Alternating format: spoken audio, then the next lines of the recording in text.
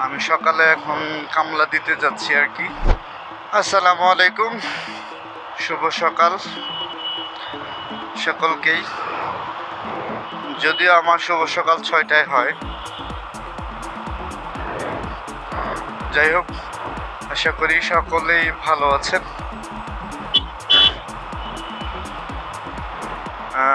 আমি সকালে এখন কামলা দিতে যাচ্ছি আর কি, অফিসে যাচ্ছি। তো সকালবেলায় আমার ভিডিওগুলো করা হয় এবং অনেক সময় বিকালে করা হয় বা বন্ধের দিন করা হয় আর কি। বেসিক্যালি বিকালে করা হয় না, বিকজ আমি বের হই 7টা, 8টা, 9টা, 10টার দিকে, যার ফলে ওই বিকালে আর কোনো প্রকার ভিডিও করা পসিবল হয় না। আচ্ছা, যাই হোক, আশা করি সকলেই ভালো আছেন। তো আজকে কিছু টপিক নিয়ে কথা বলি। আমি 2017 শেষ দিক দিয়ে আর কি, 2017 শেষ দিয়ে যখন আমি চাকরি নেই আরএমজি সেক্টরে, মেবি আরএমজি সেক্টর মানে রেডিমেড গার্মেন্টস যেটাকে বলে, এটাকে এটাকে সবাই বলে আর কি আরএমজি। তো আমি যখন আরএমজিতে চাকরি শুরু করি, মানে এই গার্মেন্টসে চাকরি শুরু করি, তখন আমি নতুন অবস্থায় ঢুকে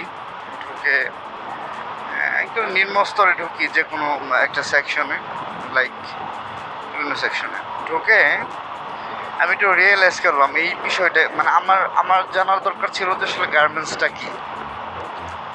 এটা জানার দরকার এর থেকে বেশি ছিল যে আমার কিছু টাকা উপার্জন করতে হবে।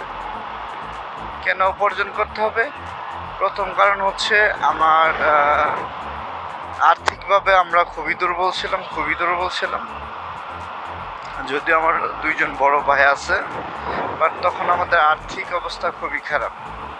কারণ আমার সবচেয়ে বড় যে ভাই আছে, উনি হচ্ছে মানে কোনো কিছু করতো না আর কি, যার ফলে হচ্ছে আমাদের আর্থিক একটু অনটন হয়। তখন আমি এসএসসি না, এটা তখন কিসে পড়ি আমার খেয়াল নেই, বাট আমি ওইটুকু মনে আছে যে হচ্ছে আমি 17 সালে শেষ দিয়ে জবটা নিছি, কিন্তু অ্যাবসেন্ট নাই, পর্যাপ্ত ছুটি আছে, বাট আমার কোনো অনুপস্থিত নাই।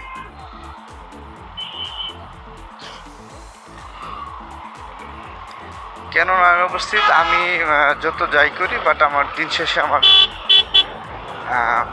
নিজের ব্যক্তিগত যে রেসপন্সিবিলিটিটা, সেটা তো অবশ্যই বজায় রাখি। তাছাড়া সাথে যে আমার কলিগরা আছে বা যারা আছে, সবাইকে মিলেমিশে নিয়ে কাজ করি, এইটাই মূলত হচ্ছে আমার লক্ষ্য।